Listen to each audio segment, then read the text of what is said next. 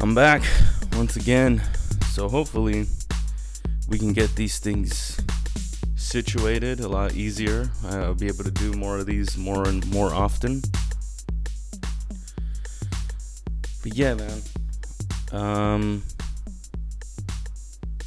Let's see.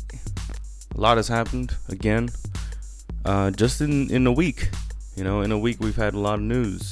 So how about we let's cut this freaking music off. All right. Like that little fade. I learned that at church. Yeah. Anyways. So welcome back to the show. As I said before, a lot of things have happened, speaking in the NBA. But let me just pull this up real quick, and let's just start with some stats and see what I think about the first 8 teams on each conference. And then I'll touch in the very last person, because that person deserves to get a talking to, I guess. So let's look at the standings. Let's start with the Eastern Conference, shall we? So Toronto at number 1, Milwaukee at number 2, Indiana at number 3. This is as of, I'm sorry, I should have said the date, but this is as of November 17th, all right, Saturday, November 17th. So Toronto number 1, Milwaukee number 2, Indiana number 3, Boston, sadly, at number 4. I think last week they were at number 5, if I'm not mistaken. Philadelphia, the all-new Philadelphia with Jimmy Butler, is at number 5, and Detroit at 6, and Charlotte at 7. Uh-oh, here we go. I ruined it. I jacked this thing up. Freaking piece of junk. All right. Detroit at number 6 with Blake Griffin and Andre Drummond on there. Charlotte at number 7, and Orlando, I think last week it was Brooklyn at number 8, and it was I forgot who it was that I said was going to be battling. Goodness gracious, here we go. Way to ruin the podcast, Carlos. Okay. Hopefully that fixes on its own. But that sucks. I'm really sorry about that. But anyways, I think last week I had said Brooklyn, or I think it was Brooklyn, and I don't remember what other team it was that were gonna fight for the 8th spot if we were to go to the playoffs in a week. So right now, in this case, Brooklyn and Orlando are would go up against each other, fighting for that last playoff spot if we were to go to the playoffs in 1 week. However, we're not. We're only about let's see if I can do my math. We're about 18 to 20 games in. So we really haven't. I mean, it's really too soon to really say what team is gonna would win the championship right now, because it's still early. Injuries still are still a factor and whatnot. Orlando, obviously they have a pretty decent young team. Well, there's what's his name? Aaron Gordon, which I wanted him. They had actually said if he was to be put on a good team, he could be like another Blake Griffin. So take that with a grain of salt, whatever you would like to say about that. But Aaron, I mean, I've seen him get up there. He's a pretty good scorer, and I think the Orlando Magic have beat the Boston Celtics this season. But whatever. Brooklyn, man. Dude, what's his name? Gosh, I gotta pull up his name. I don't know if I'll be able to find it, but the guy that broke his ankle, oof, it was very very sad, to see someone like that goes down just almost the same way that Gordon Hayward went down, as Caris LeVert, right? Poor guy, man. He suffered a really gruesome injury, just as I think they had compared it to Paul George's injury and Gordon Hayward's injury, and that's the last thing you ever want to see from an NBA player, who that's how he makes a living. And I mean, I feel like we've seen it in Gordon Hayward's spot, where he's back, but you can tell that there's something off. He's a little more cautious, and everyone around him are a little cautious, and the coaching staff is a little cautious. So when you come back, man, there's a big chance that you won't come back the same, right? So what happens when you do that is probably like you're just pushing it too hard, and you're trying to really prove a point or whatever. Who knows? Like I have no idea what could possibly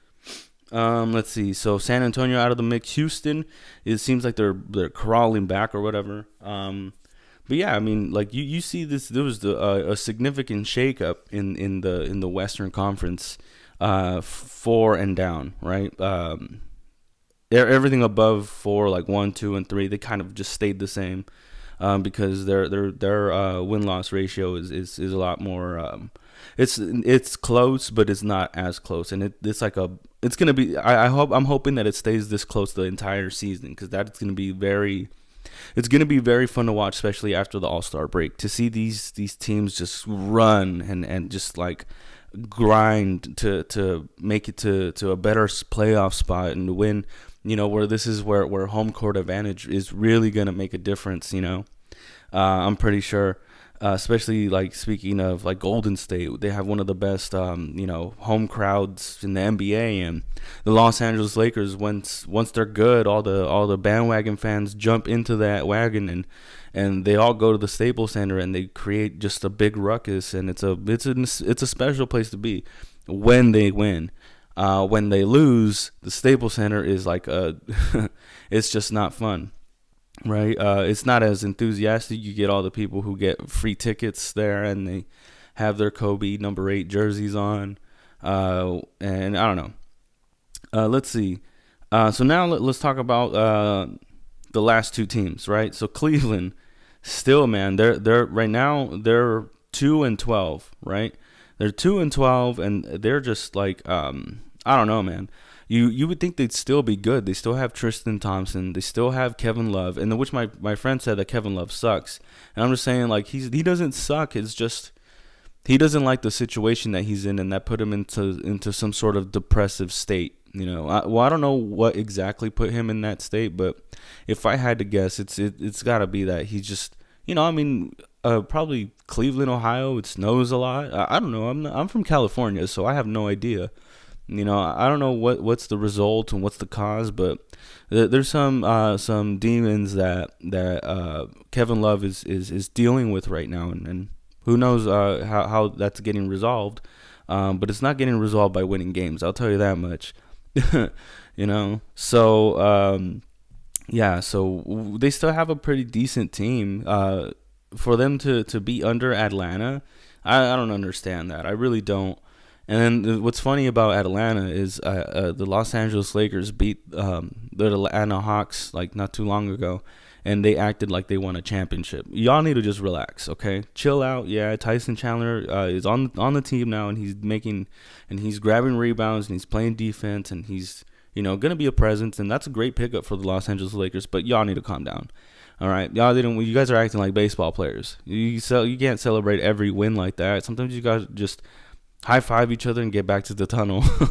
On to the next one, because I think right there you guys were like, well, I mean, maybe that was a turning point for the Los Angeles Lakers, because I think that might have been where they started becoming a sub 500 team or something. That's when they started having more wins than losses. So that has to be a big deal. I don't know. It would be a big deal to me if you were like, I was losing all the time, and now based on our ratio, we're winning more than we're losing. So it's like, if you had money and you were saving it, and you were saving more money than you were losing, you'd celebrate that. Would you celebrate by throwing a huge party? I don't think so.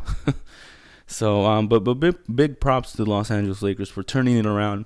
The LeBron effect is definitely going strong. I think Chris Broussard for ESPN said this happens when LeBron joins a team. It's really shaky at first, and then after that, like it just takes time to adjust playing with LeBron, playing with someone with that much intensity, playing with someone with that much knowledge and that much with that much ability to make your entire team better. Like it takes time to adjust to someone like that, especially from even Kobe, like even though he stayed with the Los Angeles Lakers, anytime new players were introduced, it didn't really settle too well at first, But then you get situations like when Pau Gasol comes in, and it's a little weird at first, and then next thing you know, they go and start winning, and then they win a championship against the Boston Celtics in the year 2010. Yeah, so it takes it definitely takes time for adjustment to fit in with a player that's just blows everyone out of the water, right? Because LeBron James, he could take out anybody on the Lakers squad, right? So it just takes time to really trust him and be like, hey, look, you're the leader of the team, which is obvious. I don't know if Lonzo Ball was ever like, hey, man, do you think this could be my team? And LeBron James would probably be like, no, go sit down. Go sit down next to your dad. You know, why would you ever? As a matter of fact, bring your dad over here. What kind of ideas are you putting in your freaking kid's head? Right? This is my team. It's obvious. It's LeBron James's team. It's not even Luke Walton's team. You know, look, trust me. If things were to still be going bad, Luke Walton next year would not have that coaching position, right?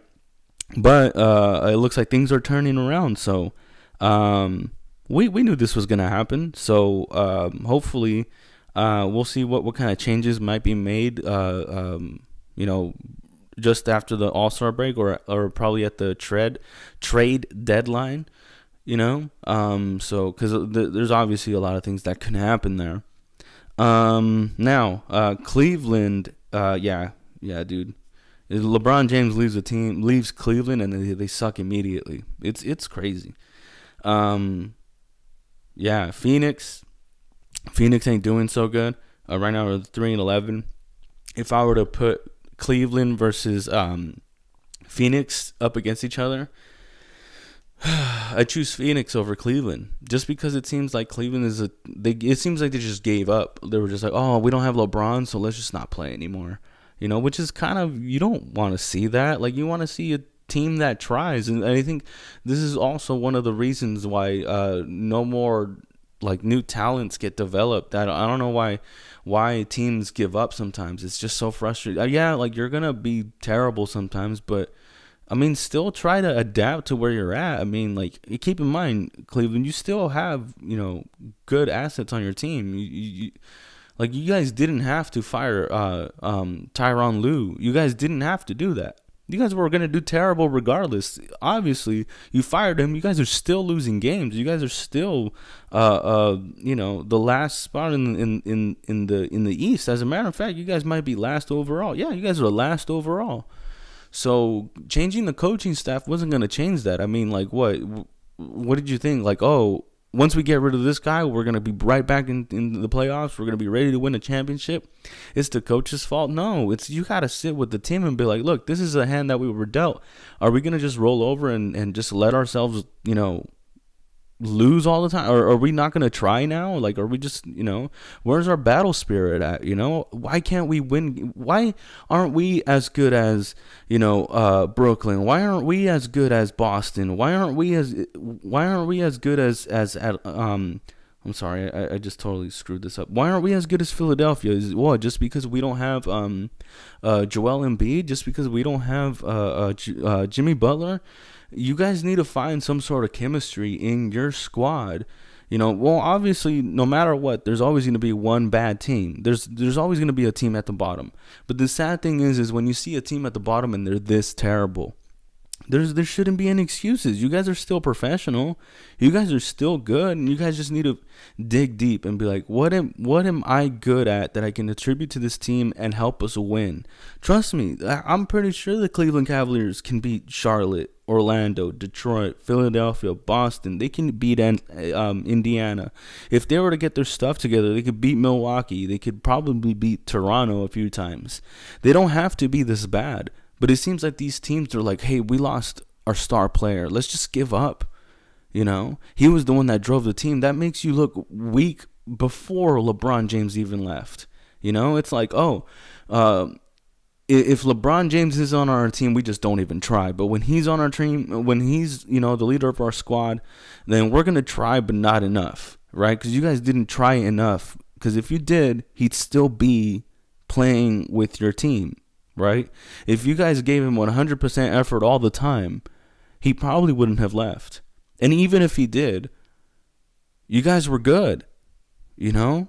LeBron James, yeah, he might have scored 30 a night, 40, 25 here and there. But also Tristan Thompson, before he got involved with the Kardashian, which is a huge mistake, there should be some sort of press letter or some sort of like a PSA announcement to the not a PSA announcement, but there should be some sort of like memo that goes out to the NBA, to all the players in the NBA, all the coaches and all the referees and everyone, to say, do not get involved with a Kardashian. Just don't do it. It's bad news. It hasn't ended well. It won't end well. It won't end right. I mean, look at everyone who has gotten involved with a Kardashian. You don't end up the same. It tears you up.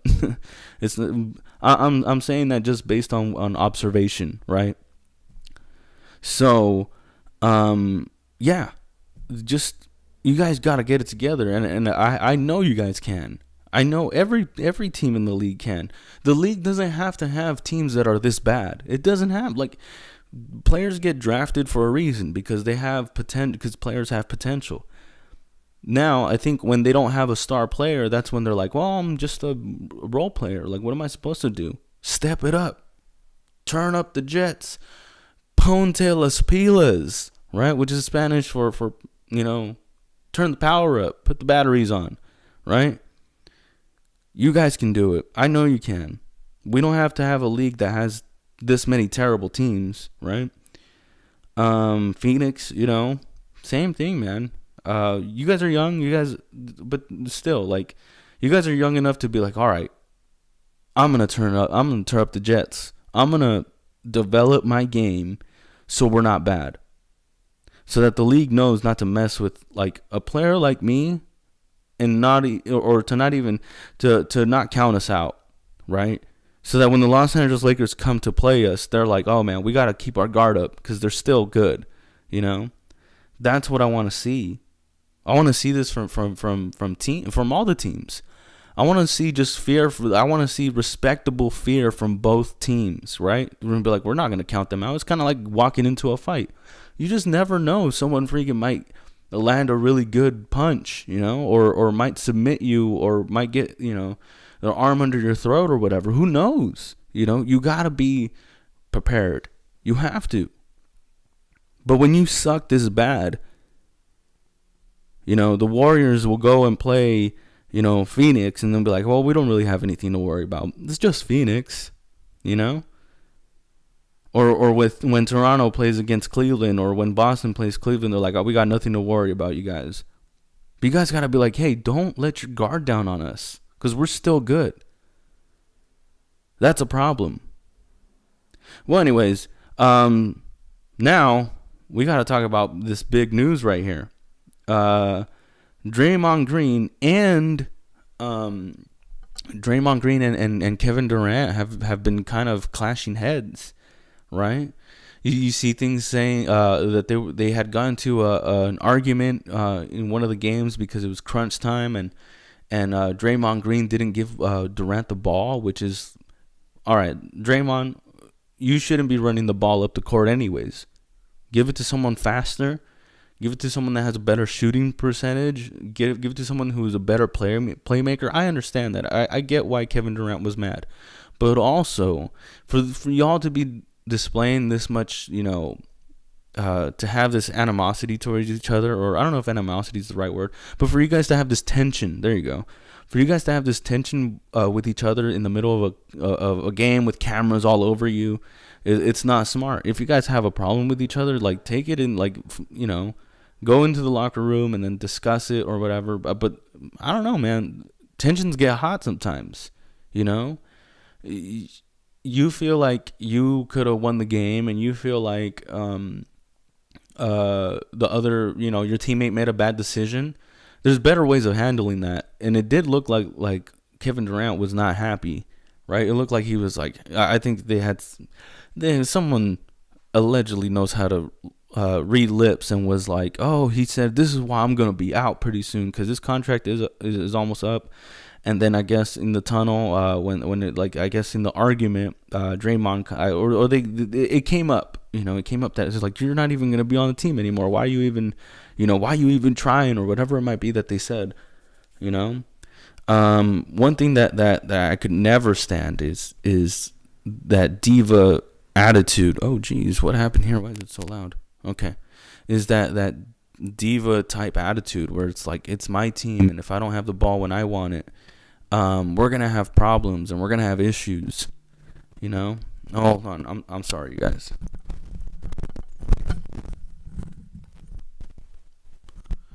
I have a bad cable, so let's see.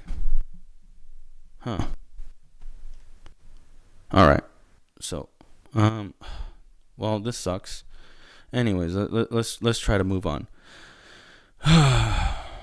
Yeah. So Draymond and Kevin Durant, and then there's probably like uh the Golden State Warriors press was like, hey man, you guys gotta act like you guys are friends now, just because like um just because everybody's watching, goodness, just because everybody's watching, and this is gonna turn out to be the worst podcast ever because of this. I apologize, you guys. And again, I actually don't care. I'm barely getting started, so obviously, hopefully I'll be able to have like better equipment soon or whatever. But that's not important right now. I'm trying to get my points across. Yeah. So Draymond and Kevin Durant, y'all gotta work things out. But yeah, I mean, I understand. It's gets heated out there. If you feel like there was a better decision to be made and it wasn't made, yeah, tensions run high. Butler seems to be liking Philadelphia in his first, 2 games maybe he's played. He says Butler's so much more fun playing with the Sixers with his new teammates than, I guess, playing with the Timberwolves. So, yeah, I mean that's good for Butler, right? I mean, you wouldn't want him to go get traded just like he wanted to and then be like, I hate it here too. Kind of like Kawhi was doing. And it seems like Kawhi is at least accepting his role in Toronto. All right. So there's always like fire trucks and there's always cop cars like all over my neighborhood. I never feel safe here. And then also, like, since I live in California, like, there's so many fires and all that stuff, and it's been crazy. It's been really, really crazy. One more thing before I bring up them fires again. Carmelo Anthony, Melo. Oh man, so it turns out that him playing for the Houston Rockets wasn't really a good move. Sadly, I mean, that's not something that anyone wanted to watch, especially as someone who's like a fan of Carmelo Anthony. Like I love Carmelo Anthony. I mean, even when I used to play basketball, like if I was to shoot a 3, I would imagine myself as Carmelo Anthony. He's one of my favorite players. He's great, but it's like I don't know what role you need to figure out you need to play in each team. Like, I mean, I understand. I get it. Like you're the star of the show. You're used to being the star of the show, but it's like I never really ever seen Melo as the mentor type of person. I've always only seen him as the I'm the shot maker, the shot caller, and all that stuff. He's never really been the let me help you develop so we're all good. I've never really noticed that from Carmelo, and one of my buddies, he said, well, like that's what he's gonna need to do in order for him to still keep playing in the league. And I'm like, well, it's kind of that's a skill, that's an attribute that he'd need to develop that he hasn't developed like in years. You can't do that out of nowhere. You have to develop that as you go. Like it takes time to have that kind of attribute in your game, in your personality. If you've been one way for so long, for 17 years, 18, however long he's been in the league, it's kind of hard to just add in and be like, all right, so it's time for me to kind of just be a mentor now. It's kind of like I need to, instead of being the person that calls the shots and I get the ball in crunch time. It's like instead of being that person, now I have to be the person behind someone else's ear. I have to help this person develop, right? I have to coach this person. They have what it takes. Yeah, man, that's really hard for someone like Carmelo Anthony to possibly do. Like I don't see it happening. So unfortunately, this is the beginning of the end for Carmelo. Where he's gonna end up, I don't know.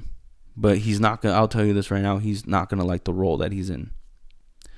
He's just not, and that's not anybody's fault except that's just the career path that he's.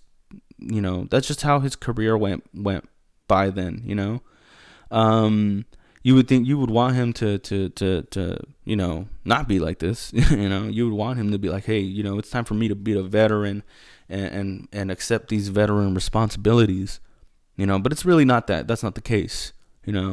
So we'll see how everything pans out with Carmelo Anthony. I'm still a big fan, huge fan, right? Yeah, but everyone who's a fan of his would probably be like, man, we kind of wish that you had at least win a championship. But you know what, man, I have no reason to hold anything against you. I still think you had a phenomenal career. You were one of the best scorers. And if you do decide to retire, man, kudos to you, man. Like you did what you could in this league, and you did as much as you were able to do. Because like that, I'm not gonna hold it against you. That's just not the type of player you are. So, and that's fine. Like don't force it, man. Don't force it, or else you're not gonna love the game. So there's that. So Carmelo Anthony not doing so good. Butler is doing really good, and then here we go. And I guess this is like breaking news. Like probably about 30 minutes ago, Draymond Green is now out with an injury, with a lingering toe injury or something like that. So, now he's not playing. I'm hoping that it really is an injury, and that Draymond Green isn't just acting like, oh, you know what. I'm just if we're gonna act like this, then I'd rather just sit out. If Durant and Draymond aren't getting along, Draymond's just gonna be like, I'm just not gonna play. I really hope that's not the case, man, because like I said, that's very diva-esque, and you're there to play the game. So play the game, right? One thing that I asked a few of my buddies to do is to send me some random videos, right? So unfortunately, I have no idea how to insert the videos. So I mean, I guess you guys could just listen along. I'll describe what's going on. But I asked them to just send me some random clips. See what they're saying. Like just random things to see what they're gonna what kind of things they want me to watch. So there's a few videos right here. First one that I actually did want to bring up is there's this. All right, let me put this video up.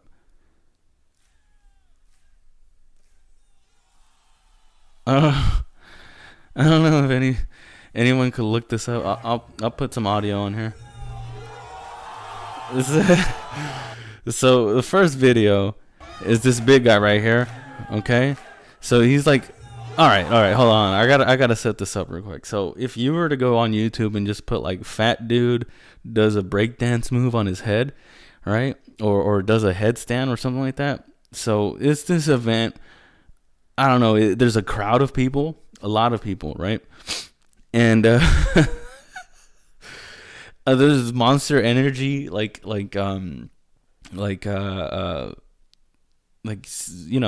posters everywhere. Like if this is, I can't believe this was sponsored by Monster. But what is this big dude comes in and he's hyping up the crowd, and then he does like a headstand where he kind of like his legs are up and his head is on there, like he's like clapping, and then boom, he like does some sort of headstand. He looks like a freaking starfish. Bro, honestly, this is the perfect way to get instant scoliosis. You can't be this big. You know what this is? This is like a dude. This is like a dude who I don't know. Probably like back then, like a few years ago, he was like, I don't know, maybe 180 pounds lighter. You know, he was probably 180 pounds, and this was his move, right? And all his buddies were like, hey, you know, Sugar Jack, remember that move you used to do, that headstand, where you look like an upside down starfish? We need you to do that. We need you to do that to bring the crowd up, son. Then he goes up, and he's like, I'm going to do it. I'm going to do it. He does it. And then he kind of does this little thing where he's like, my head's fine. Bruh, your head's not what we're worried about. We're worried about that neck right there, man. You freaking just put a 350 pounds right on that neck. You are not okay. I swear, like, as soon as he got, like, backstage, he was probably like, oh, he probably collapsed to the ground. They probably had to, you know, use something to, like, help him up. Oh, my goodness. He had to, like, collapse after that. There's no way you're okay after that. There's no way. Let's see what my boys sent me. So the first one is from my boy Ty, right? So he sends me this video. Let's see what this is about. Hold on, let me start this over real quick. So this is the Hot Box Challenge, and they say, here we go, we can't get out. They got, like, you know, gold-plated teeth or something.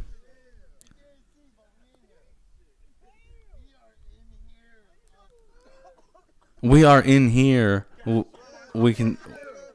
All right, to explain to you guys, so there's this thing, I guess it's called the Hot Box Challenge, where those air pumps that pump air into mattresses, what they do is, I guess they put it like a aluminum foil thing, and they use a torch, and then all the smoke from the and they stuff it with weed.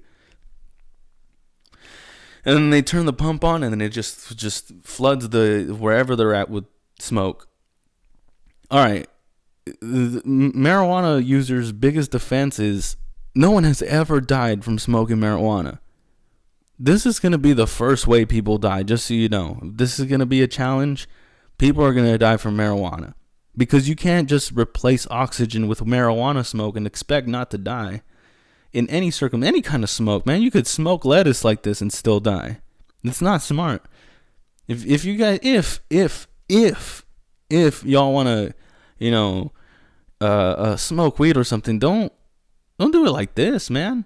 You're defeating the purpose. By the way, you have to be way too high after this, way too much. Like, when you're in a car, man, like, you better not try to go home. The last thing I would want to do is to drive anywhere near you after you did one of these Hot Box challenges. Don't stop putting challenges behind everything, y'all. Stop doing it. We had a bunch of kids dying because of the Tide Pod challenge, because of the cinnamon challenge, because of a condom challenge. When are we gonna have a let's just go to school challenge? Let's stop being stupid challenge, you know? There was even like a get out and vote challenge.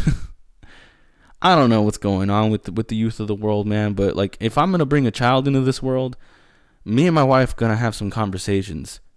I'm gonna show her all these videos and I'll be like, look, these are the type of things that kids are into these days. What are they gonna be into next? All right, so now this one was sent by my boy Ants. Let's see. Hold on. Let's see. Hola, les habla su amigo Julio César Chávez. Los invito a venir a comprar carros en Solo Auction en Ontario los sábados y domingos. Acción en Ontario 909-990-1887. Yo, Julio César Chávez, los invito a venir y a comprar sus carros en Ontario los sábados y domingos. Julio Cesar Chavez. Did I just throw out a free sponsorship? Goodness gracious. All right, so Julio Cesar Chavez, you know, it looks like he went to buy a car and like, dude, help me out with the video here. I'm trying to make some sales or something, or because all right, they gave him a script and everything, and I don't know what it is about Hispanics, but they love to point at the camera a lot. They're like, you over here, and I've seen it in like pictures from like people that go to clubs. They're always like that's the cool thing to do. It's Julio Cesar Chavez, man. He's a champion, you know. He's a legend. So, but yeah, what are you doing, man? This isn't even that funny, but it's just like I think the whole pointing thing is what makes me laugh the most. Is to come buy your cars from here. He's a champion. I can't be mad at him. And if this is in Ontario. This is close to where I live, so I'm not gonna talk too much trash because this dude could probably still knock me out. This next video was sent to me by my boy Jamie. All right, well, I call him Young Jamie, but you know. So let's see what Jaime, or let's see what Young Jamie sent me. All right, let's see.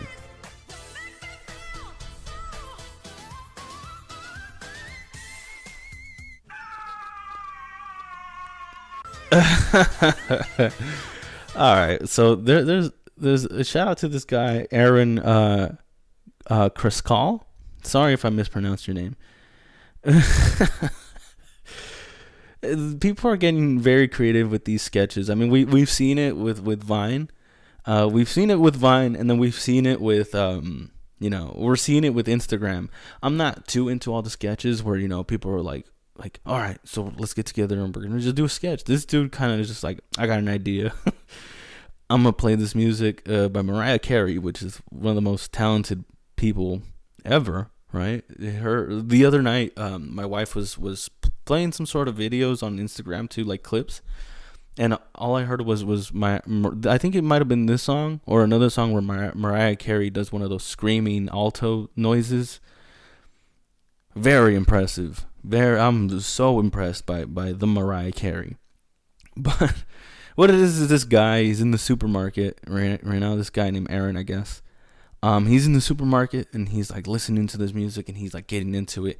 And at the point where she does the whole screaming thing or the high notes, he's like, at first it shows like he's just lip singing it, and then it shows a clip of him doing it again. He's like actually screaming it.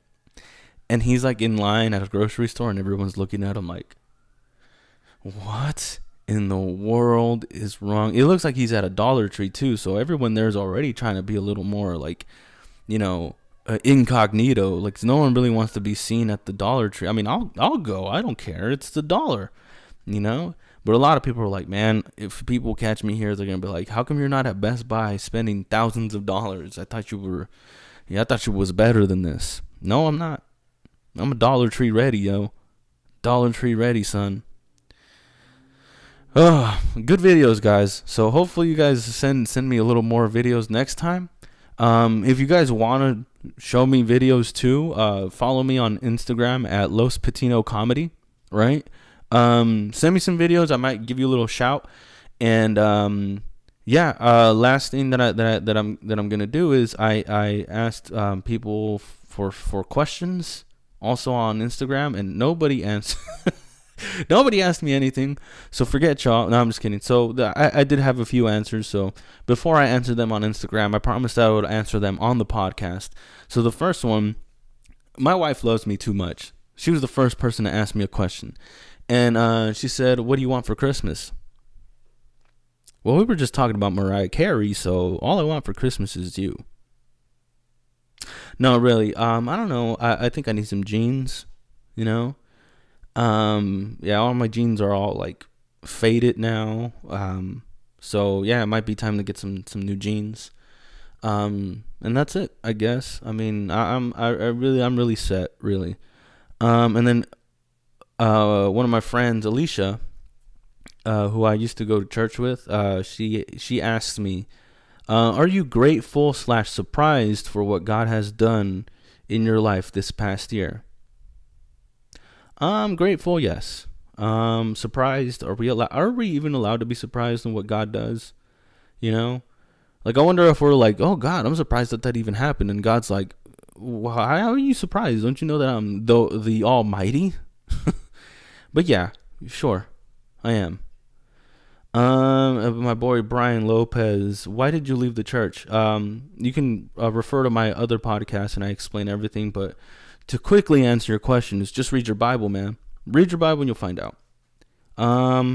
So I guess that's it for those questions. Again, hit me up on Los Patino Comedy on Instagram, on Twitter as well, Los Patino Comedy. Send me some questions, videos, and clips. I might give you a shout out. this was fun. Again, like I love talking about the NBA. So let's keep watching and see how the series go, how this season goes by. I can't wait till I can't wait till after the All-Star break. That's when everything gets crazy, right? That's when there's just madness. There's trades. There's all kinds of things. So can't wait for that. I guess that's it. It's time for me to come to a close. We gotta get my music ready. And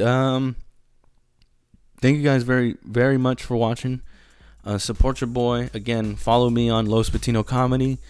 Right now, as of right now, I'm still an open micer, which I'm okay with. So I'm doing open mics. So holla at your boy. Deuces.